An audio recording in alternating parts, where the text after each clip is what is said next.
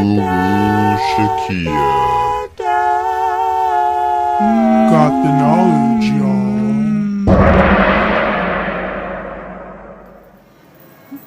Hi you guys, my name is Guru Shiki and welcome to my lovely channel. Welcome to sunny ass Florida as always. Today I'm going to discuss how to stay celibate. Now I previously made a video about why I personally chose to be celibate. And so that got a lot of feedback, so I thought I'd make another video on how to remain celibate.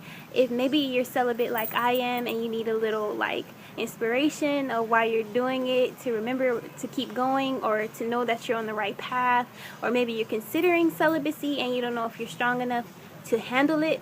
But here is a list that I made of how to stay celibate.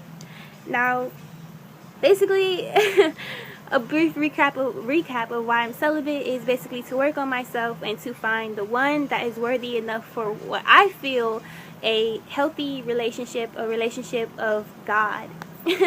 And so I stay celibate in order, to become my greatest version, basically.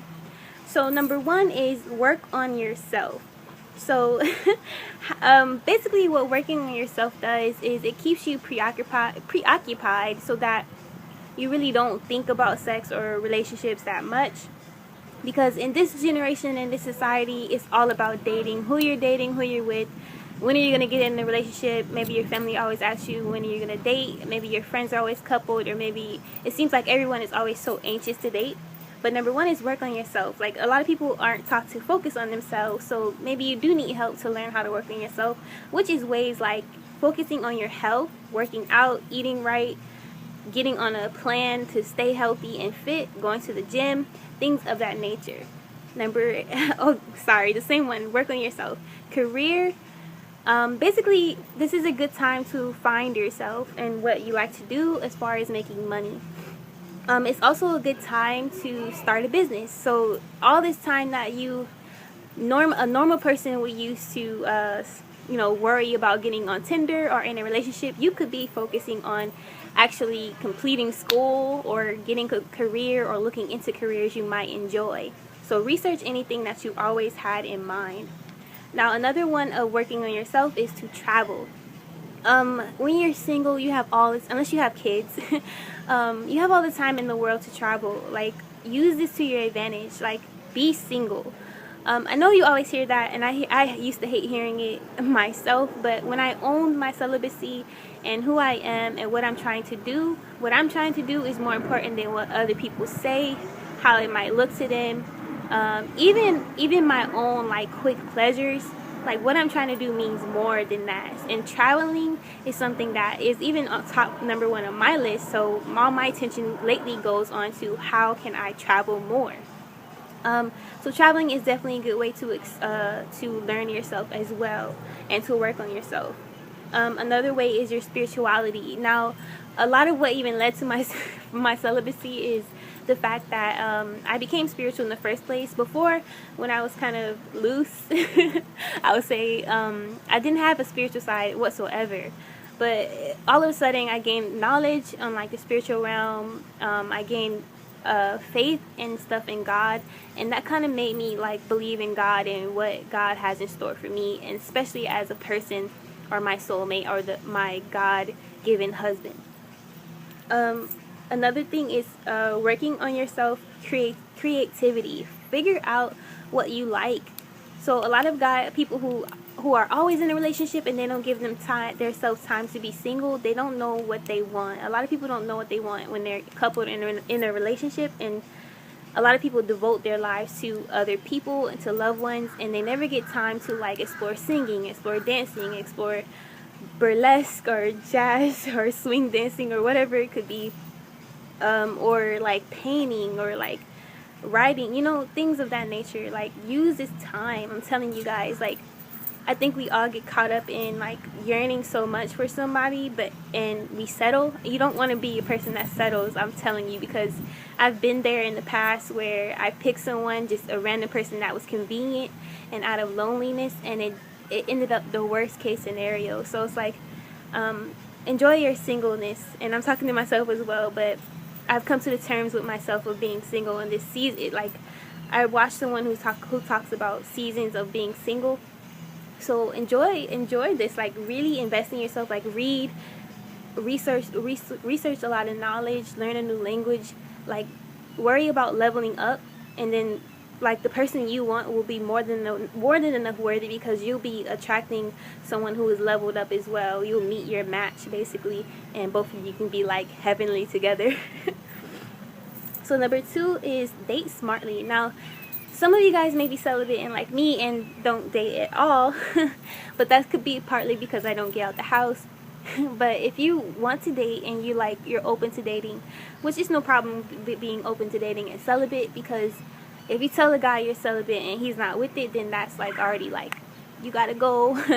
But basically date smartly means like no one-on-ones. Like don't be in a guy's house and you're trying to stay celibate, and like you put yourself in situations where you're like being tempted, because like that would be a huge no-no for me. Like being one-on-one with a guy, try to get together with friends, or be out in public places.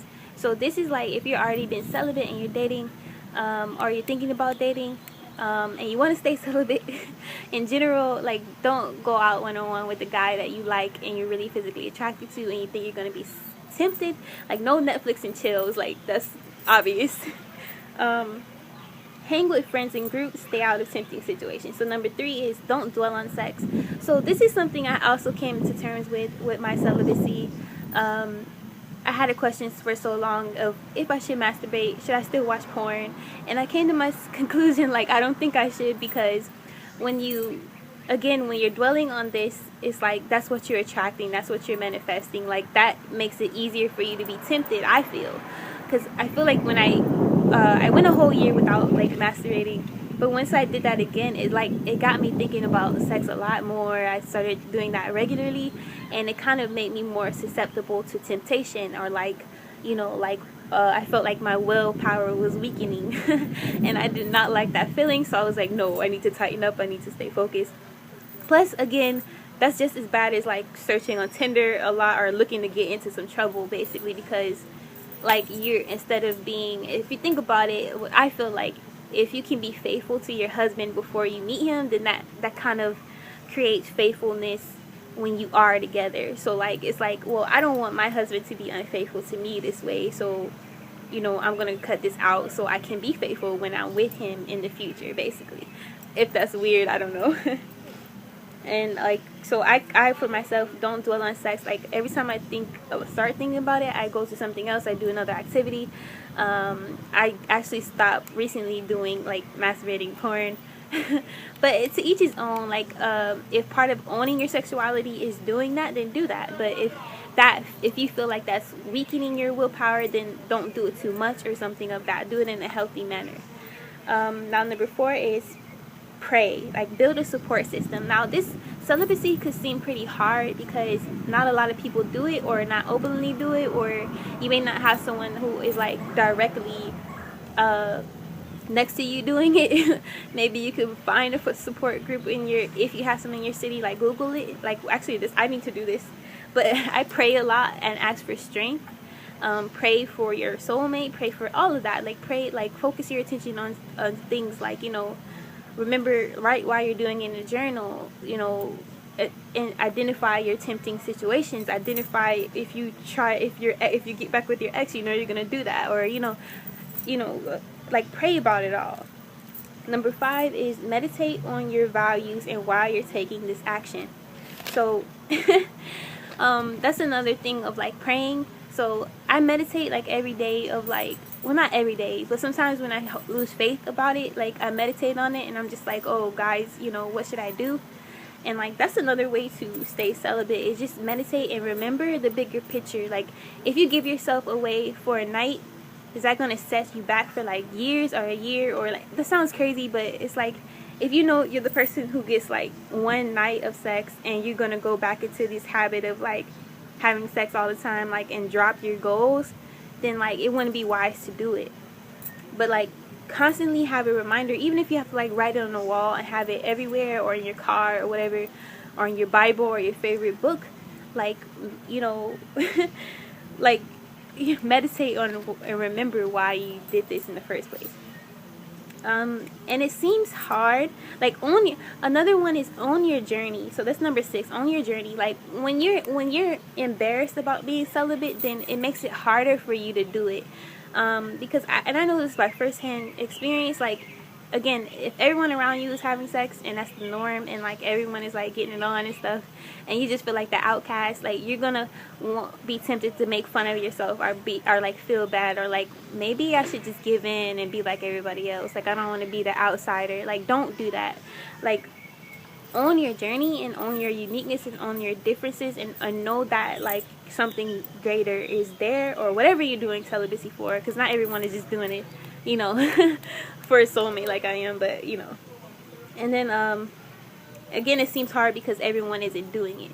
Number 7 and the last one is remember your end goal. So that's all I can really keep stressing in this video, is remember your end goal, whether it's finishing school because you know you can't handle both, or maybe it's getting over an ex, or healing from the past, or you know, whatever it may be that you're being celibate. Remember, maybe it's to find someone better than your last person, or whatever it could be. Remember your end goal, and remember that you are worthy and that you deserve the best, and don't let anyone like sway you in your decision. And if you did this before and you fell off track, there's no shame and guilt in that. You can always start over. Maybe if you never had, you having sex right now and you're considering celibacy, you can use this video to start. Like, it's never too late to start, and make up your own reasons of why you want to do this. But a lot of what I do this for, again, is because this is the main way I can stay focused without, you know, losing myself, basically. And yeah, and I also read the book by Megan Good and her husband called The Wait. Maybe you guys heard that, and maybe I'll do a book review on it if you guys like these celibacy videos. But that helped me a lot too. So purchase The Wait or look it up online. And yeah, so that's it, you guys. That is how to stay celibate, and peace.